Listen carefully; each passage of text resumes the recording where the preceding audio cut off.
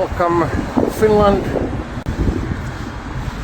Before I head out into the dark forest, someone requested, can you talk about the Third Reich stuff in Finland? Everybody knows the Nazi fascination with the occult. That's legendary. Heinrich Himmler and his Ahnenerbe organization pursued different pseudo-scientific doctrines, like encouraging research on the Holy Grail, witchcraft, Luciferianism and whatnot. In Finland you had these rune singers around here, remote wilderness straddling the border between Finland and Russia. The area is called Karelia. Let's take a short walk so I can show you. So in 1936, Himmler funded an expedition to investigate these rune singers' magical rites and healing rituals that still were practiced in Karelia. This woman was one of the greatest rune singers, Larin Paraske her name. She died before the Himmler expedition, so the expedition didn't get anything from her, but there were others. This rune singing 2,000 to 3,000 year old stuff.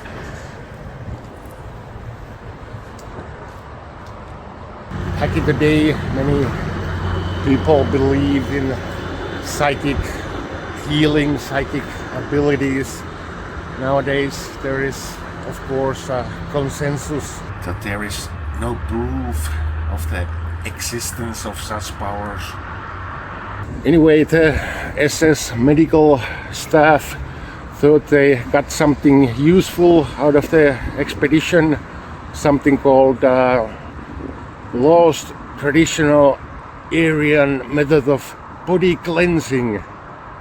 The statue was sculpted in 1936, so they didn't know 100% this rune singing healing was bullshit. I mean, in the UK, Arthur Conan Doyle, when he died in 1930, he was a firm believer in this pseudo-science of spiritualism. So they really didn't know back then.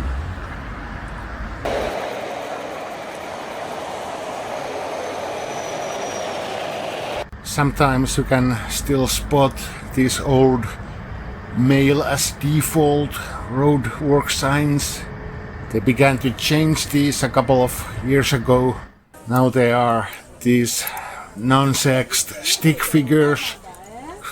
I don't know, these sticks are not humans. Now their gender is stick.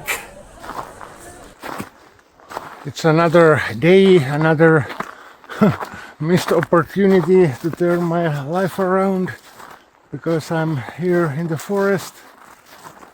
Maybe a centimeter of snow on the ground. Someone made a comment, this pine spruce forest camping is easy mode compared to, for instance, the UK's temperate deciduous woods. So everything there is wet and crooked and covered in dead leaves, mash. Finding dry firewood is complicated. It can be complicated here too. Everything under the snow gets soaking wet and then freezes solid to the ground. Here you can see better the bare ground. It's covered in moss, so it's wet and swampy.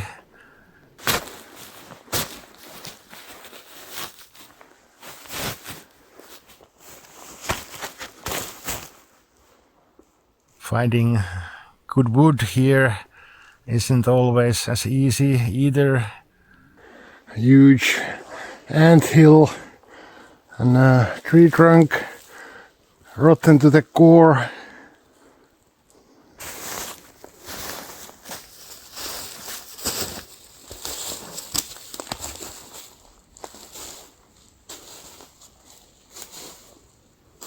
These dead sticks off the ground are dry wood, so let's make some tea. Normally at this point a YouTuber would pull out a brand name, so click the affiliate links below and don't forget to like and subscribe. I'm just gonna break sticks with my hand.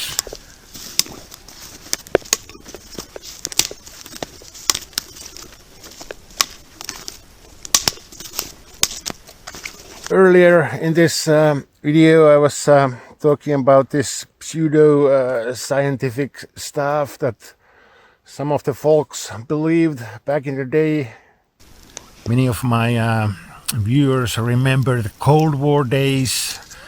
Back then we believed that the Soviet Union, in retrospect, those days were less dangerous than people imagined. For example, many Soviet missiles were mere fictions. Some were painted tree trunks, some were faulty. But at the time, of course, things seemed very real.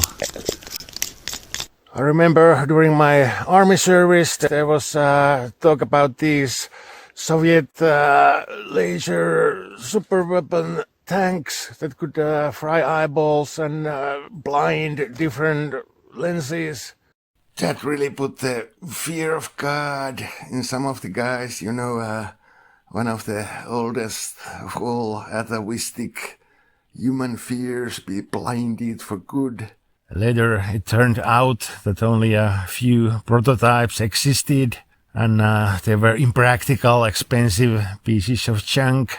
They required huge amounts of power, one shot, and the crew had to bail out because there was no way to charge the system for a second shot.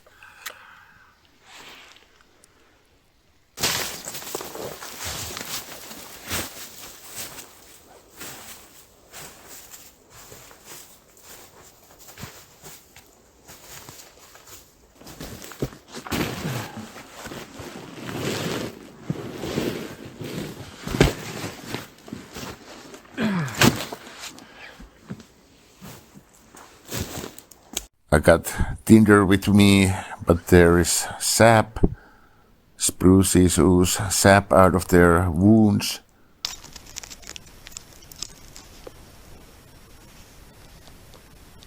This is real deal. Will burn like a torch.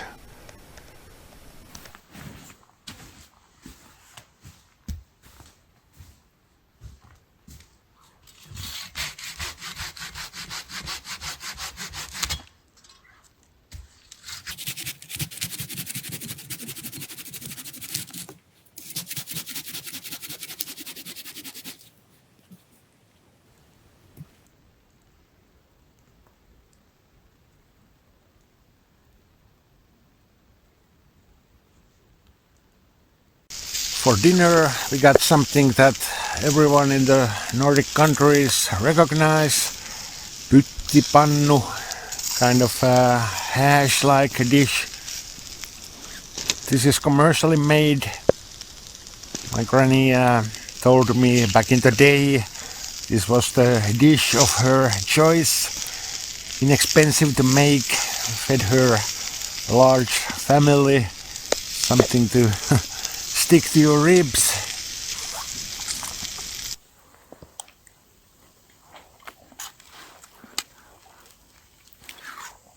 This is a gut bomb that usually begins its slow detonation during the small hours of the night. Moon over there.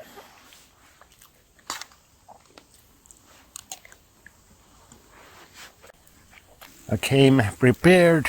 American MRE condensed sheet paper. God bless America. They got everything. This food. Back in the day, times were tough. My lovely grandmother, bless her soul, lived as a skivvy below stairs in the early 1930s when she was only a very young girl. She was paid a pittance as wages. But now let's enjoy the present.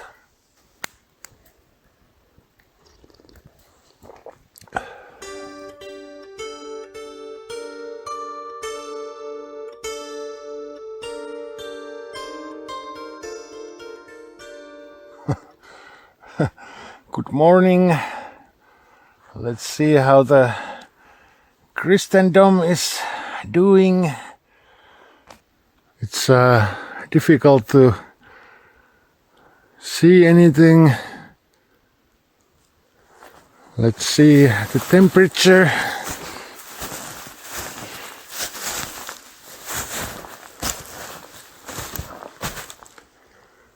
It's -5.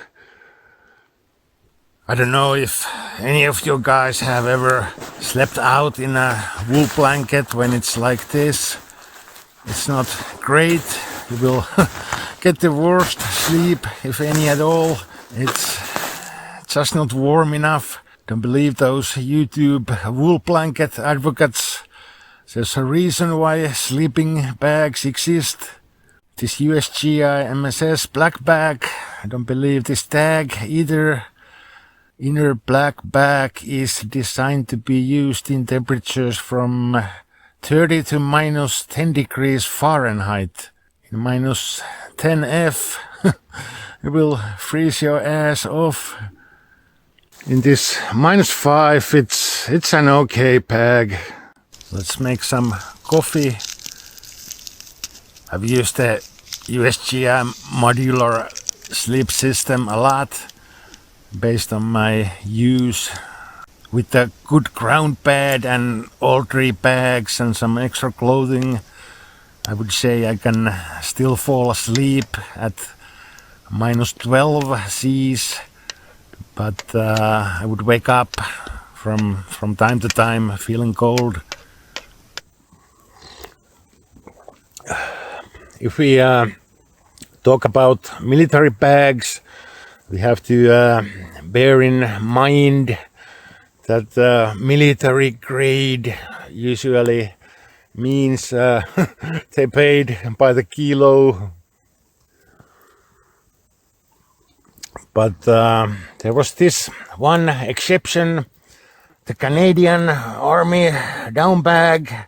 It was great. Unfortunately, it's bulky AF, so not great for this kind of backpacking that I'm doing. I guess that's all, folks. See you in the next video and Merry Christmas.